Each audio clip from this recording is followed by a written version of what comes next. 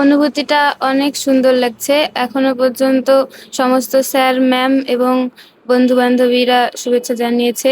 পরিবারের লোকের অবদান তো সবথেকে বেশি। সবথেকে বেশি অবদান উল্লেখ করতে গেলে আম্মুর।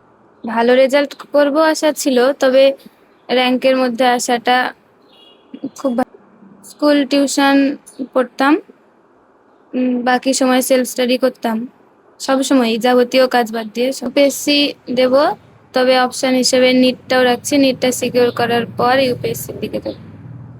আজকে আমার সবচাইতে জীবনে আমি যে নিজে চাকরি পেয়েছিলাম তার চাইতেও আজকে আমাকে আনন্দিত মনে হচ্ছে। আমার মেয়ের এই দিনের জন্য আমি খুবই খুবই খুশি।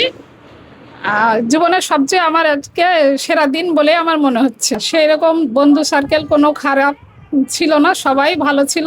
সবাই বন্ধু বান্ধবরা সহযোগিতা করেছে এবং আগে যারা দিদি দাদা ছিলেন তারাও ওকে অনেক রকম ফোনে সহযোগিতা করেছে।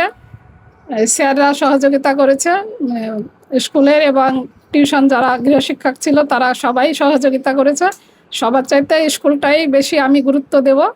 স্কুলের হেড স্যার তো সব সময় খোঁজ খবর রাখে এবং ওকে নিজের মেয়েই মনে করে, এরকম ওকে স্নেহ করে এবং কোনোদিন টিফিন দিতে তাড়াহুড়ো করে যদি না দিতে পারি স্যারের টিফিন থেকেও ভাগ করে দিয়েছে, এরকম দিনও আছে। আশা বলতে ভালো রেজাল্ট করবে এরকম আমার আশা ছিল। দিয়ে 1 থেকে 10-এর মধ্যে হওয়াতে খুবই আমি একা মেয়ে, সিঙ্গেল মাদারও, তবুও আমি পাশে আমার পরিবার যেহেতু ছিল সেই হিসাবে ওকে এত দূর আমি